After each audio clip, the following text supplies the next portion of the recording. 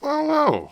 Welcome back to Infinite Jeff, the project where I, Jeff, read the book Infinite Jest to you. One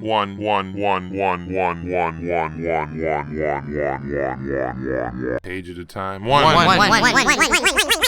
day at a time. Put it on the YouTubes. For everyone to hear.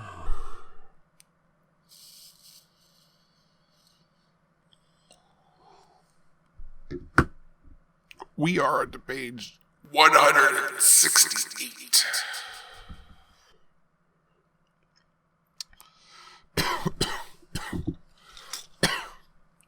Of Infinite Jeff.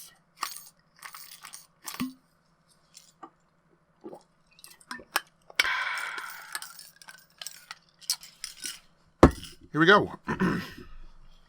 Bodies to you. We're just bodies and shoulders and scarred knees and big bellies and empty wallets and flasks to you. I'm not saying something cliche like you take us for granted so much as I'm saying you cannot imagine our absence. We're so present it ceased to mean. We're environmental. Furniture of the world, Jim.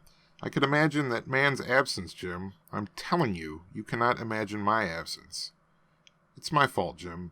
Home so much, limping around, ruined knees, overweight, under the influence, burping, non-slim, sweat-soaked in that broiler of a trailer, burping, farting, frustrated, miserable, knocking lamps over, overshooting my reach. Afraid to give my last talent the one shot it demanded. Talent is its own expectation, Jim. You either live up to it or it waves a hanky, receding forever. Use it or lose it, he'd say, over the newspaper. I'm just afraid of having a tombstone that says, "Here lies a promising old man." Its potential may be worse than none, Jim. Then no talent to fritter in the first place, lying around guzzling because I haven't the balls to. God, I'm so sorry, Jim.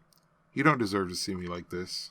I'm so scared, Jim. I'm so scared of dying without ever really being seen. Can you understand? Are you enough of a big, thin, prematurely stooped, young, bespectacled man, even with your whole life still ahead of you, to understand?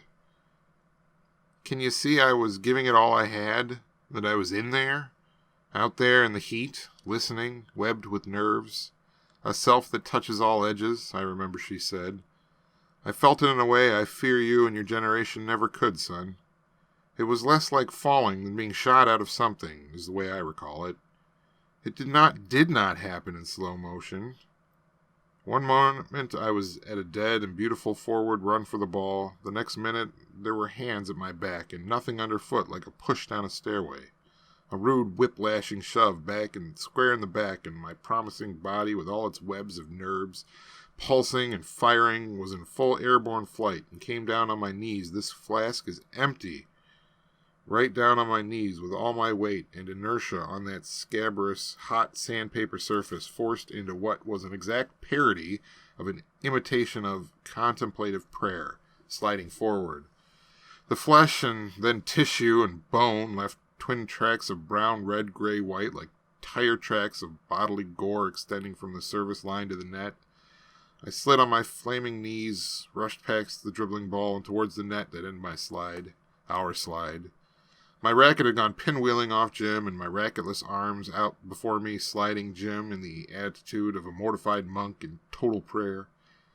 It was given to me to hear my father pronounce my bodily existence as not even potentially great at the moment I ruined my knees forever, Jim, so that even years later at USC I never got to wave my hanky at anything beyond the near and almost great and would have been great if, and later could never even hope to audition for those swim trunk and Burl Cream beach movies that Snake Avalon is making his mint on. I do not insist that the judgment and punishing fall are well connected, Jim. Any man can get to the pen to page 168. Oh, God, I think I did that on the last one, too. I'm so sorry. But that was the end of page 168. Only another half page of listening to whoever this is, Hal and Condenza, or whoever it is. be all, oh, woe is me. So, page 168 in the history books.